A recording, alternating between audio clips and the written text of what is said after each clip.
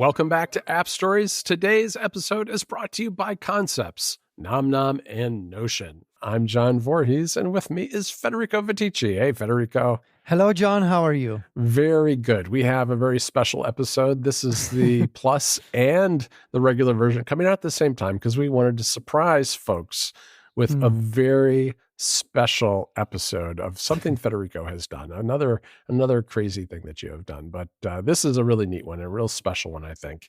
So we wanted to kind of spring it on people all at once. And I do want, before we get into the details, Federico, I do want to mention that we are having a town hall in the Club Mac Stories Plus Discord tomorrow, which is going to be Tuesday, March 5th at noon Eastern U.S. time. So 6 o'clock at Rome, noon in North Carolina. If you are a Club Mac Stories Plus or Club Premier member, you can ask us questions and join the event live and listen to it right there.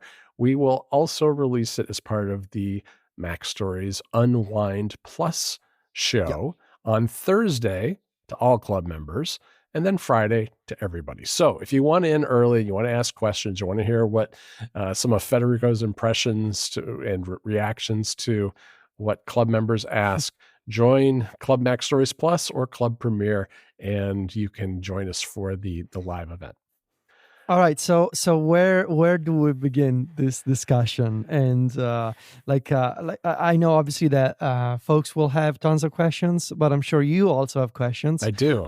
About what I've done. So if you're listening to this before going to Mac Stories, first of all, I would say go to Mac Stories and even just take a look at the title of the story and the pictures. So here's the short version.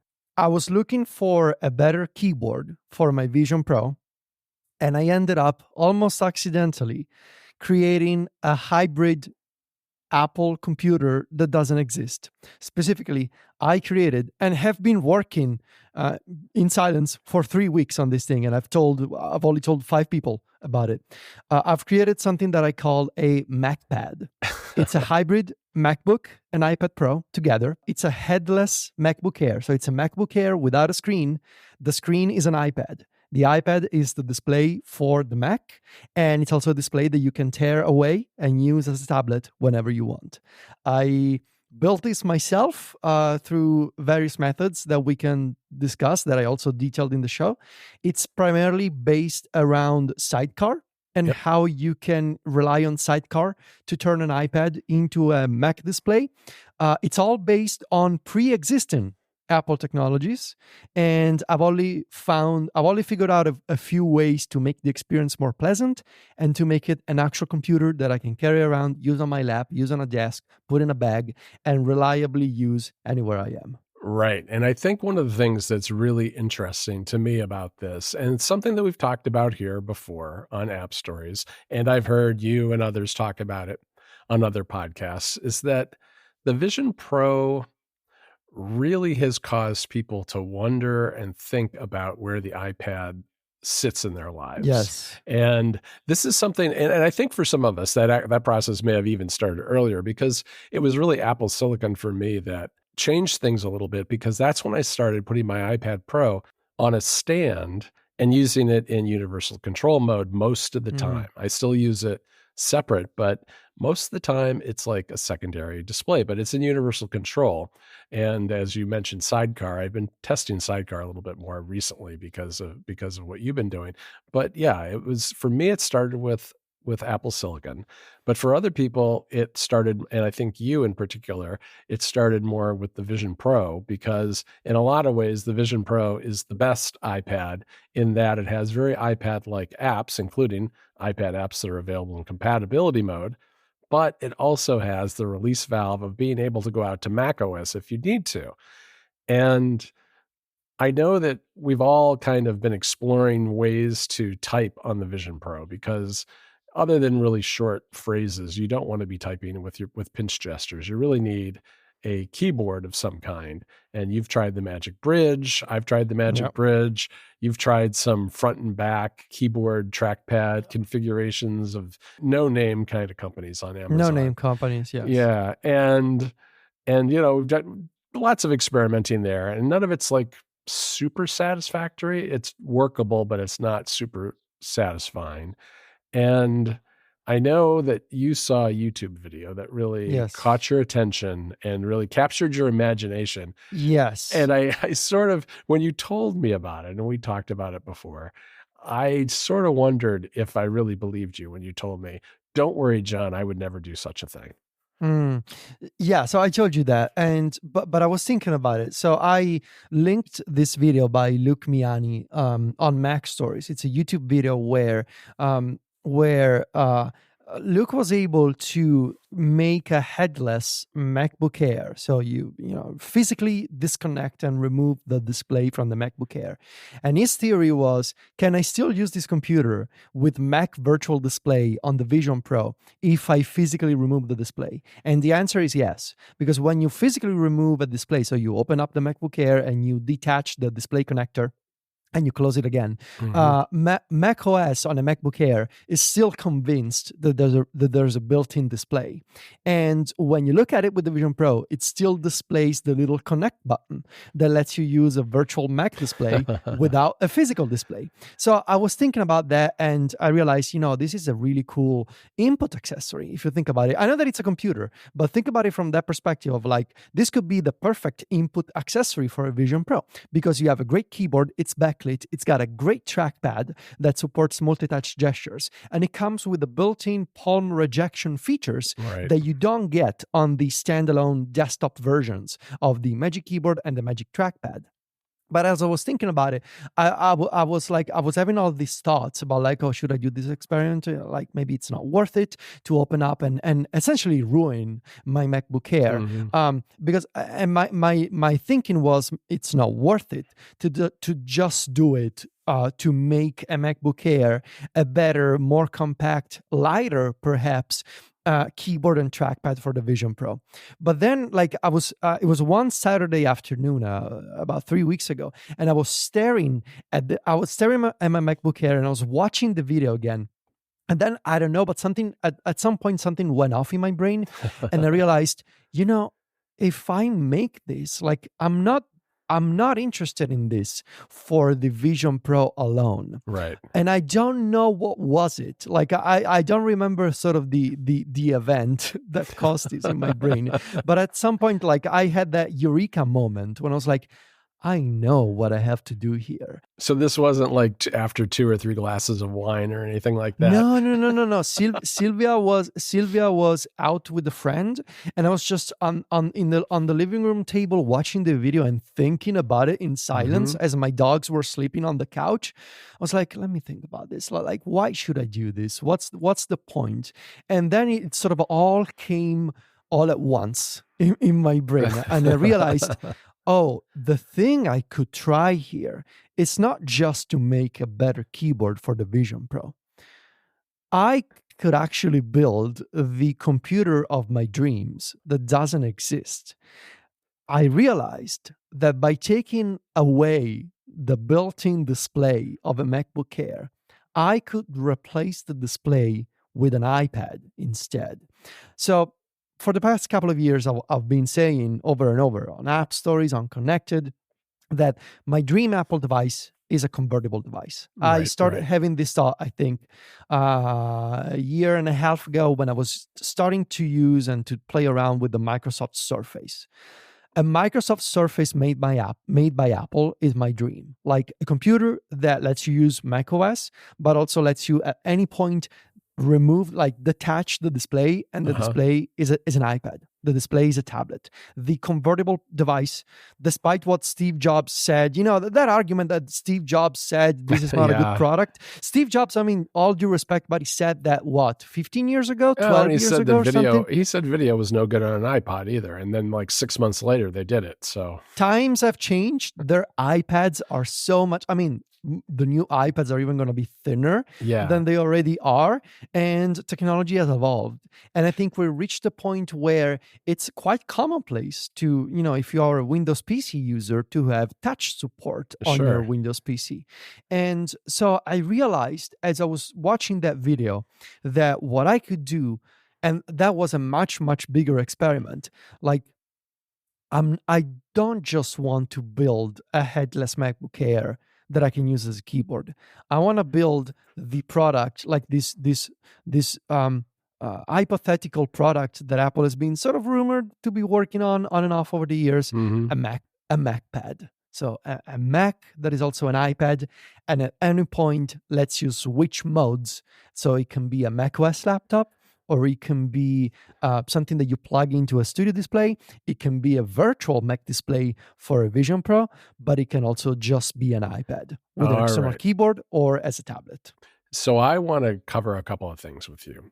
One is I'm 100% with you when it comes to the reaching out and touching the screen on a laptop, that is not a good argument. And I mean, I think the fact that we have iPads Pro that sit in keyboard cases is a good indication of that. That's been around since the very beginning, and that is essentially a laptop that you can touch the screen on. So there's that. But the other thing, I'm just curious, this is a little bit of an aside, but I've been thinking about, why is it that when you use a Vision Pro with a Mac laptop, you have to have the lid open? And I suspect that it's a security thing, because that means that you have unlocked it. But Right. that then leads me to wonder, why not allow the optical ID on the Vision Pro to unlock your Mac, just like the watch does. You know what I mean? Because it does feel like a weird waste when you're sitting there with a laptop and it's open. I mean, in an ideal world, I would just I would use my Vision Pro and I'd be able to connect to my Mac in my office, whether I was sitting in bed on the third floor or on the couch in our living room. But, the range doesn't allow that. And if you're dealing with a laptop, it has to be open. It can't be like closed sitting on a table nearby. Yeah, I want to believe that, just like we have, remember when Apple rolled out Apple Watch Unlock for an iPhone if you were wearing a mask for COVID, a face mask? Right. I have to believe that they must be working on something similar for, like, I if you're hope so. wearing the Vision Pro, it also unlocks your other computers nearby. And if there's a company that can figure this out, it's Apple. Because when it comes to like nearby proximity-based communication between devices, they know how to figure this stuff out. There's certainly enough sensors in the Vision Pro to know where your head is compared to your laptop, I would think. What you're looking at, the distance. Yeah, exactly. Exactly. This very special episode of App Stories is brought to you by Concepts. It's incredibly appropriate that we're talking about Concepts today, because it's one of my absolute favorite iPad apps. It's a fantastic sketching tool that lets you explore and share ideas on an infinite canvas. An infinite canvas is perfect because it makes it easy to sketch and create without worrying about defined artboard sizes. Plus, you've got editable vector strokes that make it easy to select, edit, and reorganize your drawings. You can sketch freely with liquid pens, markers, and brushes in designer Copic colors. Create mood boards with images, PDFs, and objects, then draw right on top of them. And objects allow you to drag and drop pre-made assets onto your drawings so you don't have to redraw the basics. Plus, grids and precision tools make sketching closer to the final design. You don't have to sacrifice precision for quick ideation. And you can connect your device to any display for instant whiteboarding with Concepts' built-in presentation mode. Concepts is used by designers and illustrators at Apple, Disney, PlayStation, Unity, and other companies globally to sketch, design, and communicate visually. Concepts comes free as a basic sketching app with the ability to unlock features via subscription or a one-time purchase. Just go to concepts.app today to learn more about Concepts and its infinite canvas for iPad, or go to the link in the show notes and use it to get your first 90 days of a subscription for free. Again, that URL is concepts.app. Our thanks to Concepts for their support of the show. So, yeah, I don't know. What do you want to know? All right. So I want to start with what I think is probably had to have been one of the biggest first leaps, which is because, you're very comfortable messing around with software. Yeah. But you had to take the screen off of your MacBook Air. And I watched the video, and while it doesn't look super difficult, it is a ton of screws and shields. Walk me through what it was like kind of committing yourself to, okay, I'm going to sit down at the kitchen table and I'm going to take this Yeah. screen off. Yeah, so I would say it's a medium difficulty type project. It's not Mm-hmm. easy. It's not hard. Like you're not soldering anything like it, but it's medium difficulty. So my strategy is, as I wrote in the article, first of all, I'm not taking responsibility for other people copying me.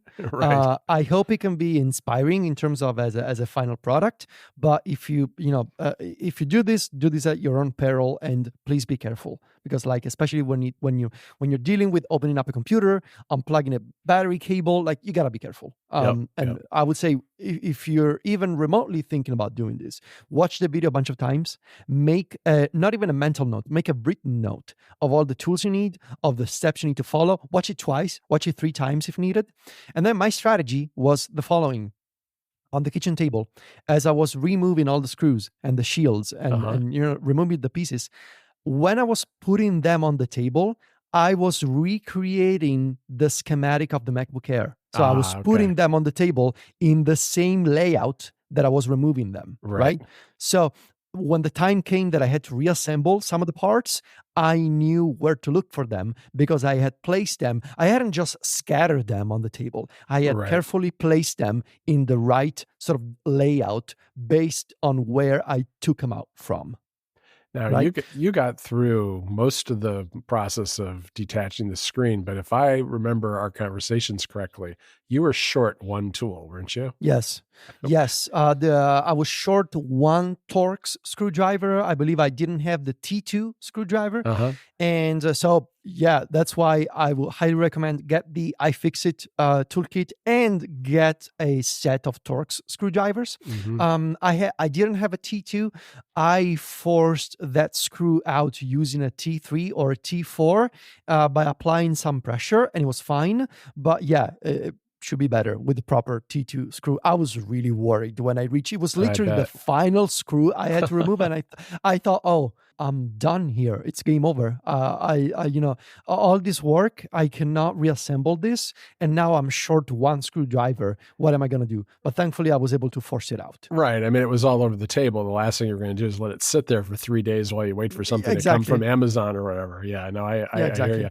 And with that video, I remember that spot in the video where he's got upper left. Yeah, he's got it almost. He's like, there's this one little tiny screw that's kind of hidden that you have to get before you can take this thing off. And it was that one, exactly that one. Then the important part for me is that so I had all this idea coming to me all at once like a waterfall. I was like, okay, calm down. If you're going to do this, you need to check a couple of things first, that this is technically possible. So the first question I had, what happens if I don't have a display anymore? I am not home, so I don't have my studio display that I can plug into the MacBook Air. And my MacBook Air either shuts down or reboots, or I have to install a macOS update. What am I going to do? In that case, I thought, I have a theory that I could use VNC access, so using screens or any other like remote jump desktop, for example, one of these VNC clients. VNC clients work on the macOS login screen even after a reboot, as long as 2 things are true. 1, you are connected on a known Wi-Fi network. And 2, you have disabled file vault encryption on your Mac. If you disable file vault, more background processes will start at the login screen, including screen sharing. So I created a longer password for my Mac. My Mac still has a password. It just doesn't have the additional file vault encryption anymore. So I created a much longer password. I disabled file vault, and I tested before removing the display that I could connect after a shutdown or after a restart, type in my login password and log in using VNC. So that worked. Yeah, and that's something that I think a lot of people who run headless Macs run into. I mean, I know that's how I operate my old 2018 Mac Mini. It is headless, sitting in the closet. and I just log into it. I will frequently do a Mac OS update. It will restart. And with screens, I can just go as soon as it's finished getting to the login screen, I can just log in from, my other Mac. So yeah, Yeah. it's great that that's possible, but you do have to make sure that File Vault is disabled for that to work. Yeah. Then obviously I tested beforehand that Sidecar was working, that it was working on Wi-Fi, that it was working via USB. And again, I watched the video a bunch of times, and then I proceeded to remove the display. Then I put back some of the shields. I left out some of the shields are like covers for connectors. I left out some of them because I couldn't be bothered and I ran out of patience, and I closed it again.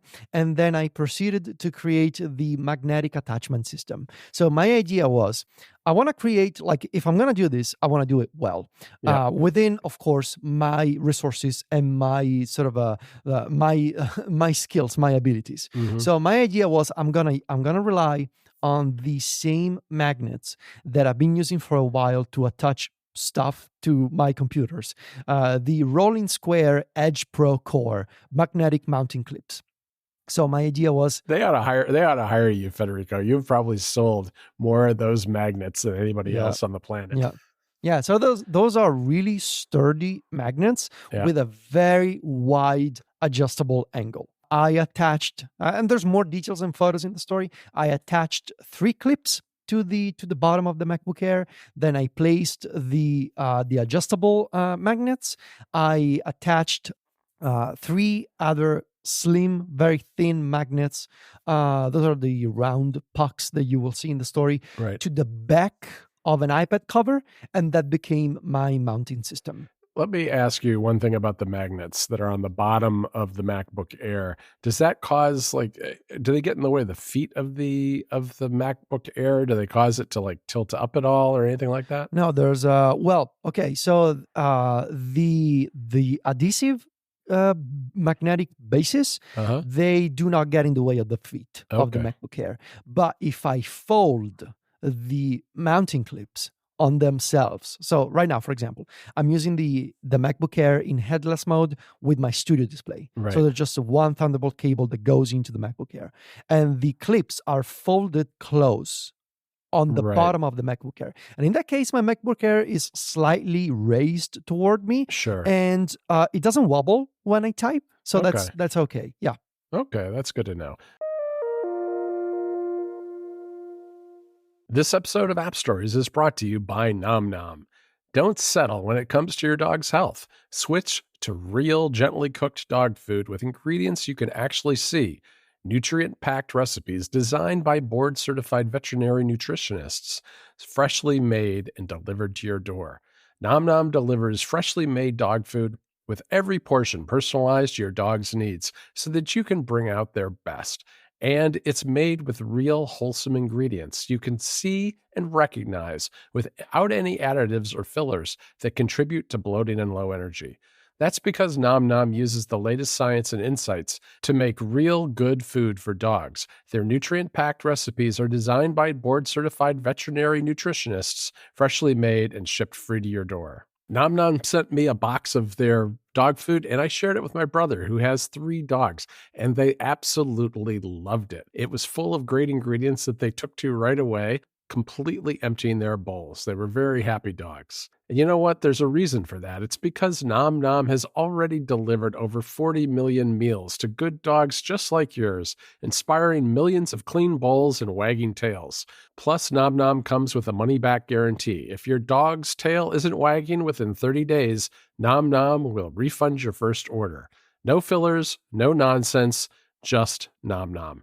Go right now and get 50% off your first no-risk 2-week trial at trynom.com/appstories. That's trynom.com/appstories for 50% off. trynom.com/appstories. Our thanks to Nom Nom for their support of the show. So when you took off the display, you have obviously some sort of gap in the back of the MacBook Air. How big is that? And are you planning to do anything to kind of close it up a little bit? It's quite small. There's a gap. I haven't done anything about it for now. I figured, this could be good for ventilation and heat Yeah, we talked about dissipation. it a little bit, I know, and I told you Yeah, that I didn't think you should close it up entirely I'm because of not. I'm not ventilation, gonna. but I'm not gonna close it entirely. I do not plan on bringing this to the beach or other very right. dusty or dirty locations.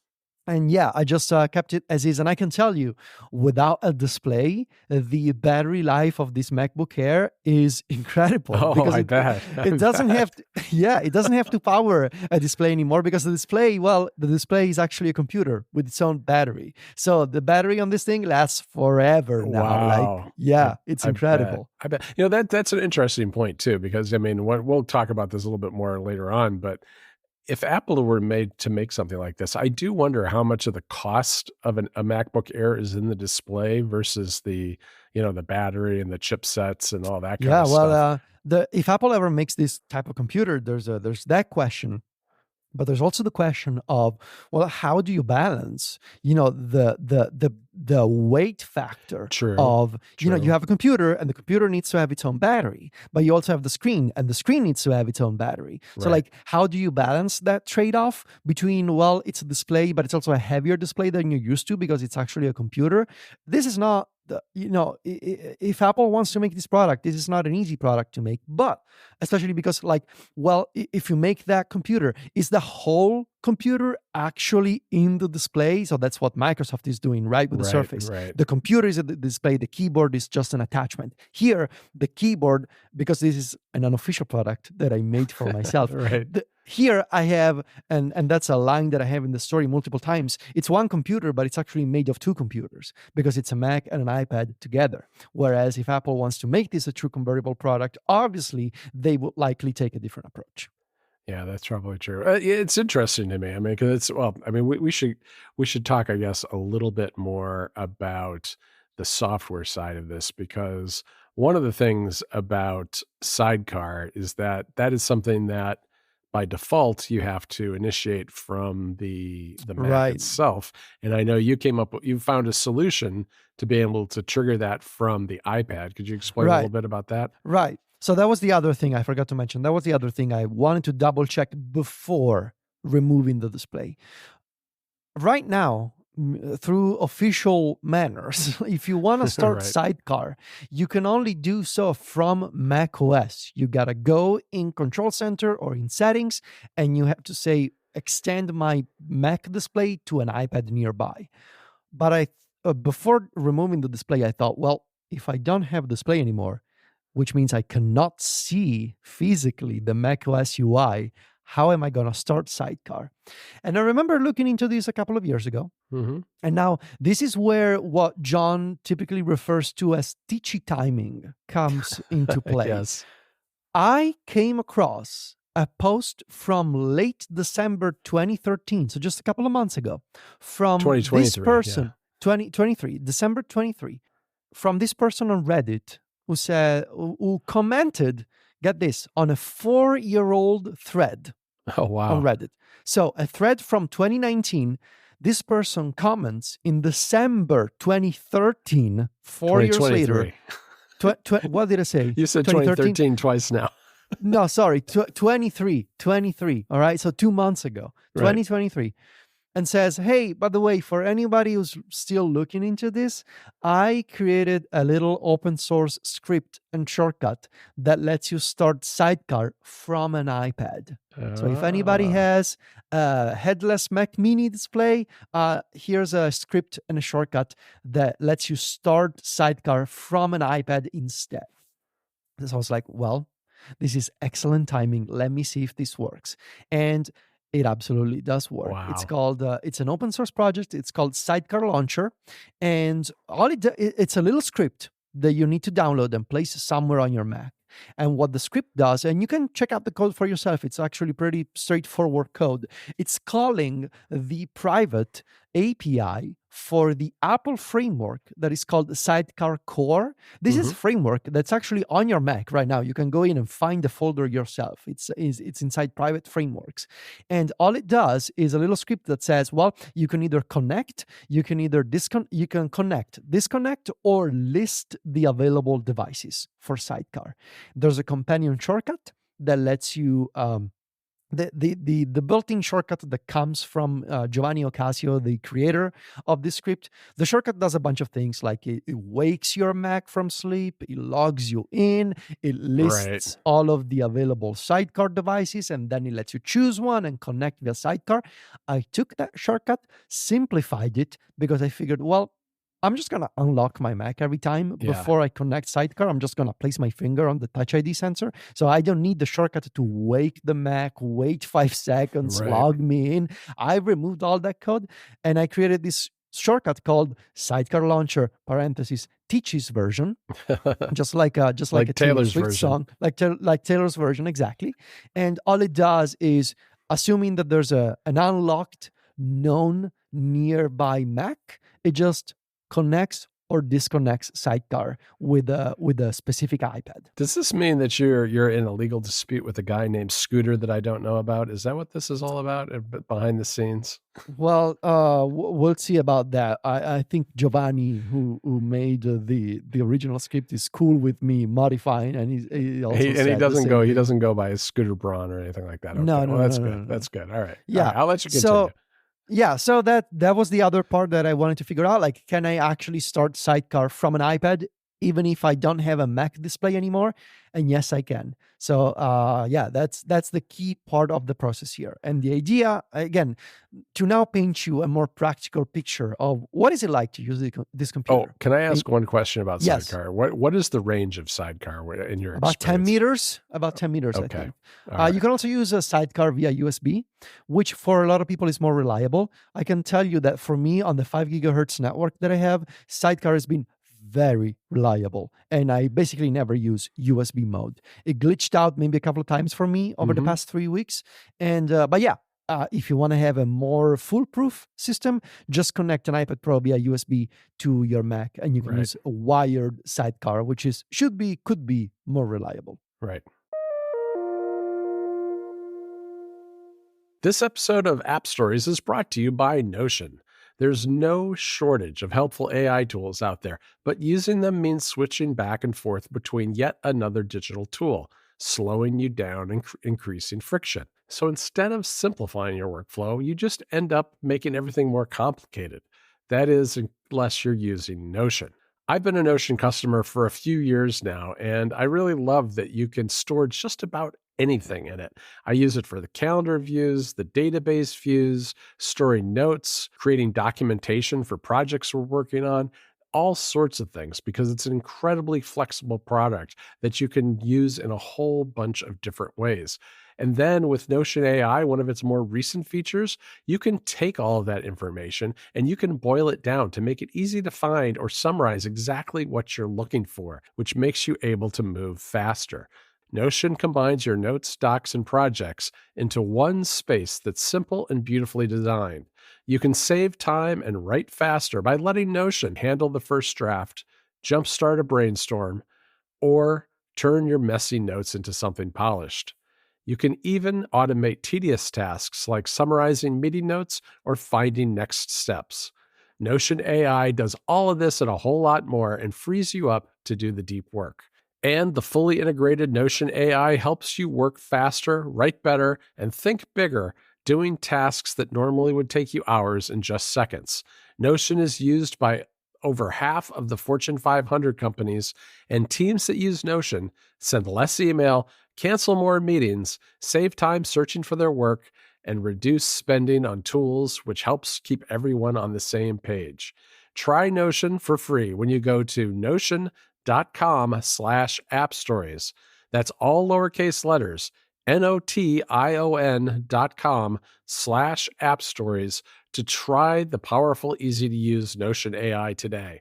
And when you use our link, you'll be supporting our show. That's notion.com/appstories.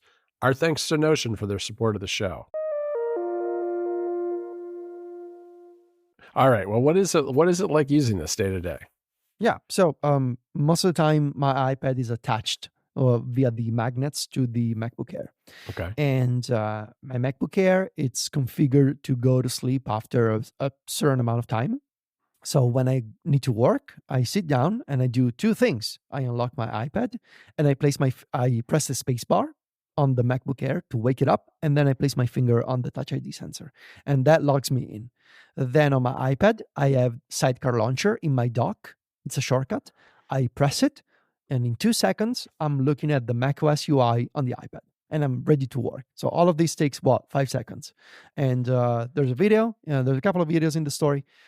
So that is all it takes me to use my MacPad in macOS mode.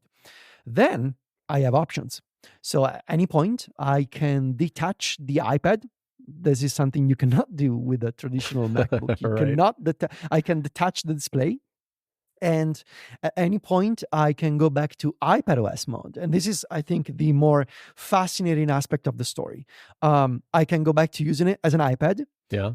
I can quit the Sidecar app, which is shown in iPadOS as a special app labeled continuity. So that's how Sidecar appears on the iPad app switcher. You can swipe it up to close it. Alternatively, I can run my shortcut on macOS to disconnect Sidecar. I can choose how to do it. And then I have an iPad. That iPad I can use as a tablet. So I can go on the couch and, read stuff with a tablet. That used to be the display. Now it's a tablet.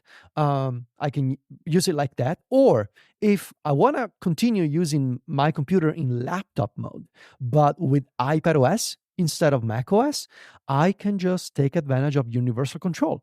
So Yeah. once again, I quit Sidecar. I swipe with the trackpad to the left. The pointer appears on iPadOS, and now I can use iPadOS. So it's the dream of the convertible, right? And of course, the same computer. I can do what I'm doing right now. At my desk, I'm working with macOS on the studio display. So right now, the same computer, it's plugged with a Thunderbolt cable, and I'm looking at the studio display. Or I can take, again, the same headless computer and work with it using the Vision Pro. So it's how many use cases? 4, I think. Yeah. Yeah. Right. Exactly. With the Vision Pro and everything. Yeah. I want you to explain a little bit about how slide over plays into this, Yes. because you sent me a video of this in action, and I had to ask you. I was like, I don't even know what I'm looking And it at. broke your brain. It broke my brain. It's like, what am I looking at, Federico? And you had to explain it to me. So a key revelation for me in this experiment has been that I think, so there's 2 key revelations. The first one was this entire project, I'm Yeah. just taking advantage of pre-existing Apple features. Like I'm using Sidecar, I'm using Universal Control. I haven't installed like even the shortcuts that I built. It's based on an Apple framework. Like all these software pieces were already in place. Right. This is something that any iPad and any Mac can already do. And the second revelation was, and this has been the case for years now, I guess, while you're using Sidecar, so when your iPad is a Mac display, if you have Stage Manager on the iPad turned off, you can invoke slide over apps at any point and have a slide over iPadOS overlay on top of macOS that can receive touch input. It's wild. You can mix and match macOS and iPadOS together on screen at the same time. Obviously, the macOS portion will require keyboard and trackpad input. The iPadOS slide over apps will require touch input. Right. But you can totally have 2 distinct environments displayed on the same screen at once. And that opened up so many possibilities for me. You can do things like, for example, say you're working with macOS, but then you have maybe like an iPhone app or an iPad app that maybe doesn't exist on macOS, or maybe it's just better designed for quick interactions or quick like glancing at something. Good example, iMessage. or the music app, which is so much better on the iPad than on the Mac. Oh, yeah. Or say home. Maybe you want to quickly turn on a light or something. You can just, you're working with macOS. So let's say you have Finder, you have Logic, you have whatever on screen. You're swiping quickly on the display. You do what you got to do. You dismiss it again. And without having to switch devices, once again, because the display itself is a device, you can use two operating systems at the same time.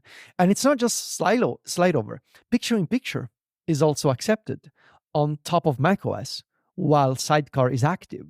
So you can watch a video. You can actually have multiple media apps going at the same time. Right.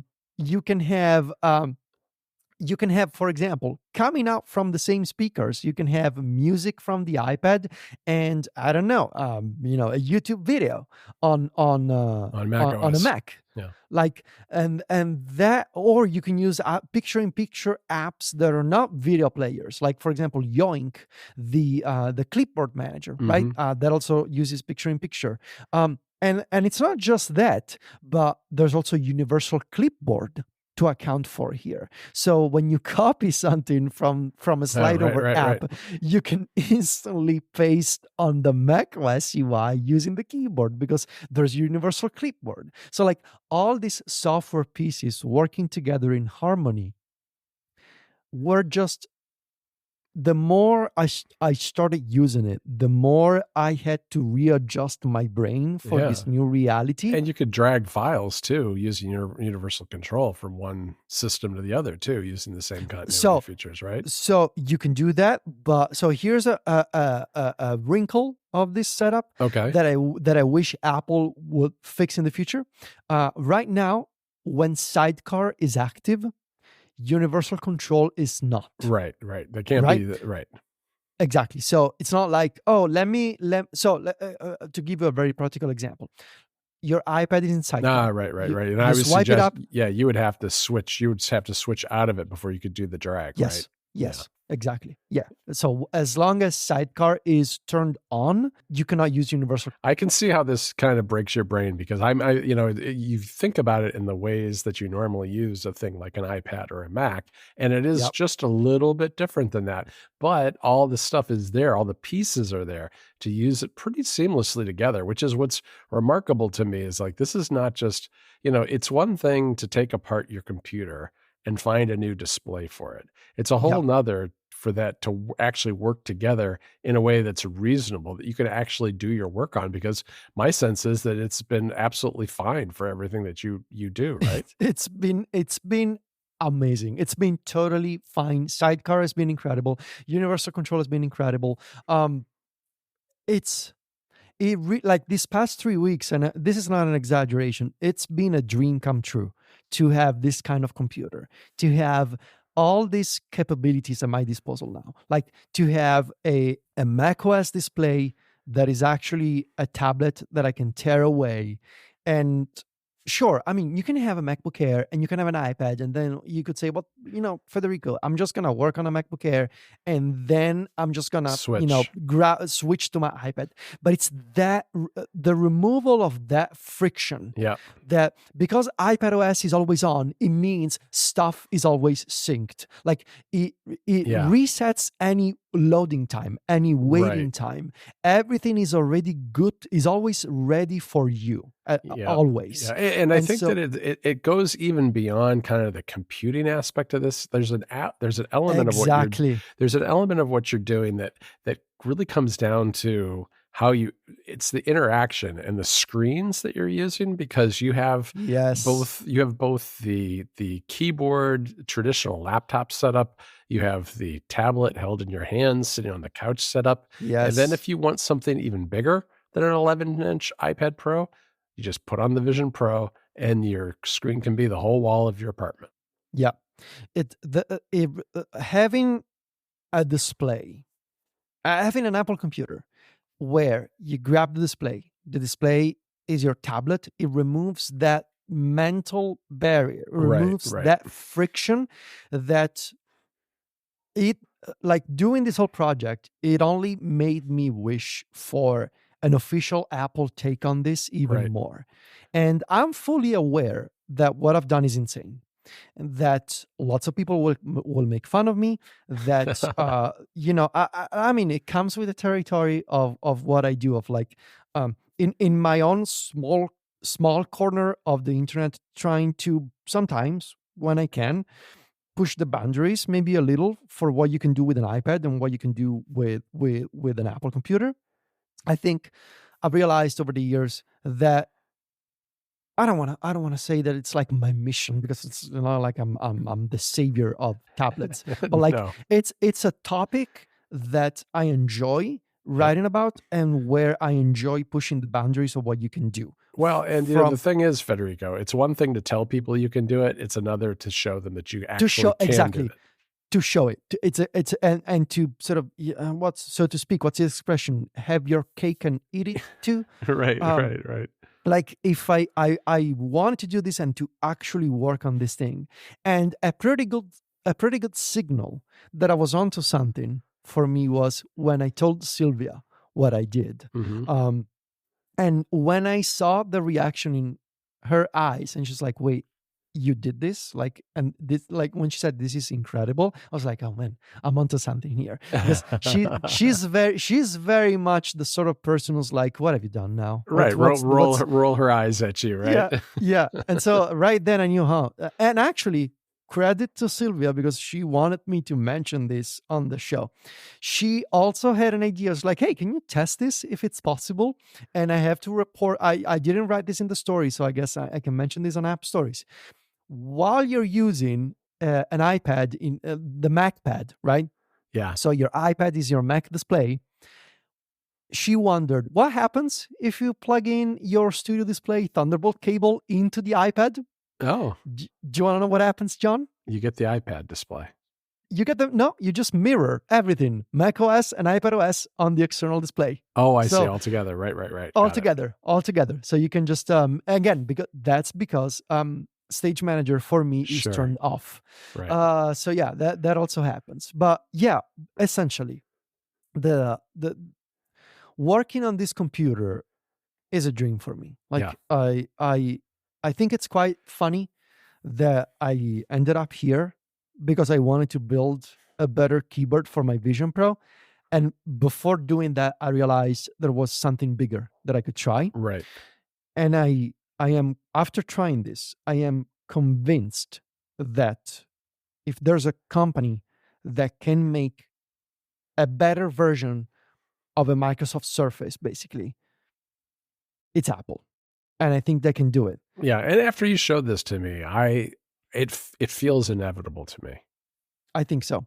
And there's a final thing that I will say. Okay. That all of this could be made unnecessary if only Apple enabled the hypervisor virtualization framework on the iPad. Hypervisor is the framework that lets you create virtual machines on an Apple operating systems. And in fact, there's already, I believe, a jailbreak tweak for iPadOS that enables hypervisor on iPadOS. All of this, Apple could easily solve it by just enabling hypervisor on iPadOS, letting you virtualize macOS, having access to the camera, to networking, to USB storage. I faked it by using two computers and turning two computers into one, but I am now more convinced than ever that there's so much potential for an iPad that can become a convertible computer. And I really, really, really hope that's what Apple is planning for in the future. Before, I want to let you go, Federico, because I've been going for a while. But what do you think if you were to ask Apple to build this? Would you have them build essentially what you did, but obviously like a polished, manufactured, non-magnet version, or would you take it a different direction? I would argue for let me virtualize macOS, but I would also add, Apple could easily do what they do with Stage Manager and say, well, if you want to virtualize macOS, you gotta have an external keyboard and trackpad. Right. Or maybe you can only do it if you have a Magic Keyboard Pro or something. But I also wonder if maybe that Magic Keyboard Pro could have some more smarts in it that enable this. Like maybe there's an extra processor or something inside the keyboard that enables this. So it's not it doesn't just fall on the iPad's shoulders to do this. Yeah. It's also getting help from the keyboard. But yeah, I would argue for virtualization. I think I just want a keyboard with a tiny little Mac in it that I can use with my Vision Pro. I think that would be a pretty cool product too. Yeah. Oh man. All right. Well, maybe we'll get it. I will tell people there was one tiny little hint, I think, that Federico left not too long ago. Thank you for mentioning this. Well, and maybe this is not the same one, but two weeks ago in Mac Stories Weekly, you had all your screenshots. They were all Mac OS screenshots. I looked at them and I immediately knew where they had been taken. I was in on the secret, so it helped. That definitely helped me. Yeah. But they were very clearly the aspect ratio of an iPad. Yes. MacPad. It's the future. Yes. All right, Federico. Well, congratulations on being done with this. I know you worked really hard, not just on pulling everything apart, but also writing about it over the course of about 1 week, which was pretty quick. I want to thank our 3 sponsors again for this episode. That's Concepts, Nom Nom, and Notion. You can find the 2 of us over at macstories.net. Don't miss that special Club Mac Stories Town Hall, which is going to be tomorrow at noon Eastern Time in the U.S. You'll look on Mastodon because you'll undoubtedly see me and Federico posting about it there as well. And of course, you can find us on Mastodon by going to viticci.macstories.net and johnvorhees.macstories.net. We're on Threads and Instagram, where Federico is at Viticci. That's VITICCI. And I'm at John Voorhees. JOHNVOORHWS. Talk to you next week, Federico. Ciao, John.